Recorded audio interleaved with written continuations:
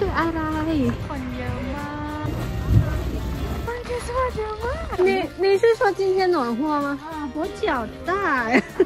你脚自己大的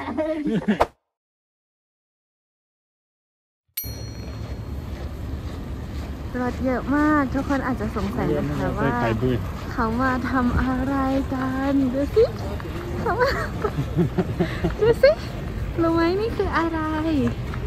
นี่คือวัวทั้งตัวเลยนะคะดูสิดูสิมาทำอะไรกันโอ้โห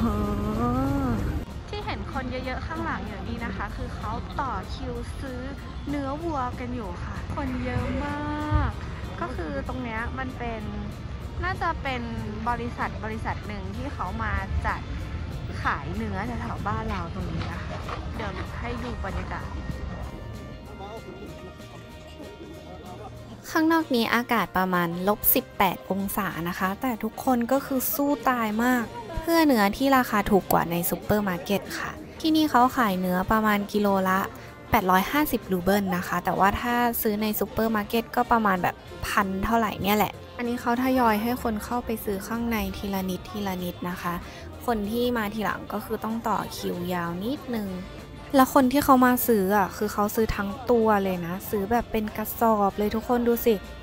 แล้วเขาก็จะเอาไปเก็บไว้ที่ระเบียงบ้านค่ะเพราะตอนนี้อากาศข้างนอกมันหนาวมากตู้แช่แข็งก็เลยไม่จำเป็นอีกต่อไป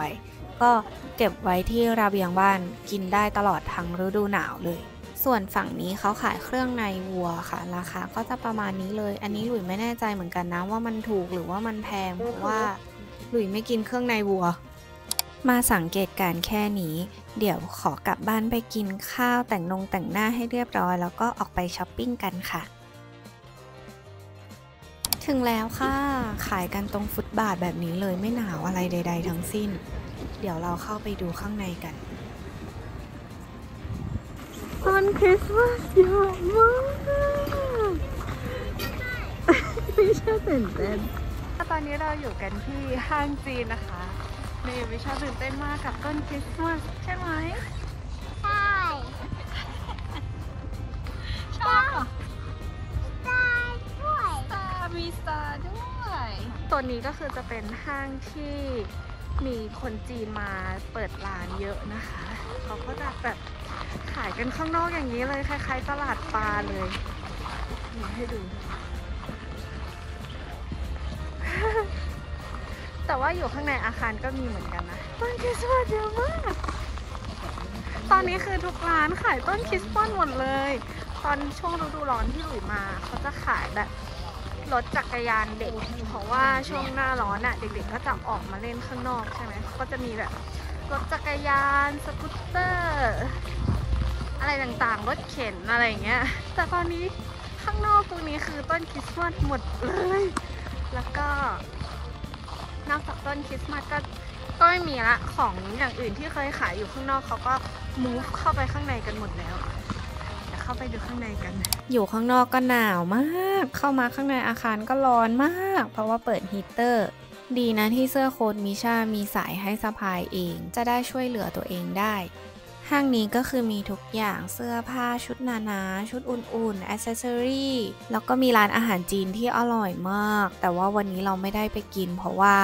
เรากินมาจากบ้านแล้วก็มีพวกของใช้ในบ้านด้วยพวกแกดเจ็ตต่างๆอะไรอย่างเงี้ยก็คือมีทุกอย่างอะที่นี่แล้วก็ราคาดีด้วยแล้วยิ่งแบบถ้าพูดภาษาจีนได้ก็ต่อราคาได้ก็ได้ราคาถูกลงไปอีกแล้วเสื้อผ้าหรือรองเท้าของเด็กผู้หญิงอะทำไมมันถึงได้น่ารักขนาดนี้ไม่ว่าจะประเทศไหนที่ขายเสื้อผ้ารองเท้าเด็กผู้หญิงมันน่ารักทุกประเทศเลยเดินมาสักพักมิชาก็ได้ของเล่นกลับบ้านเรียบร้อยแล้วนะคะก่อนกลับบ้านแวะซื้อรองเท้าเป็นอย่างสุดท้ายกันค่ะ你是说今天暖和吗哪来暖和的呀我快冻死了你是中国哪里啊我配合的配合那你来这里干嘛呀买挣钱的对39就舒服了我脚大你脚自己大的过2天你穿个就是说要不适当内就更好了我现在就穿去吗对你就现在就穿了你给我便宜一点啊啊可以吗啊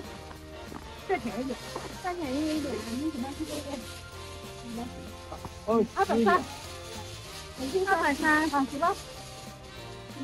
行吧，行行行吧。 คุณน้าเฟรนลี่มากปิดการขายได้อย่างรวดเร็วฉันก็คือซื้อเลย ส่วนมิชาขึ้นรถปุ๊บหลับปั๊บ ถึงบ้านปุ๊บ ตื่นปั๊บ มาเล่นของเล่นปุ๊บ 要盖要盖。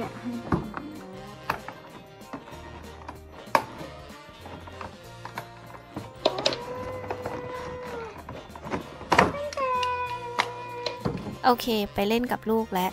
เดี๋ยวคลิปหน้าจะมาส่งต่อความหนาวให้ทุกคนใหม่นะคะ ไปแล้ว บ๊ายบาย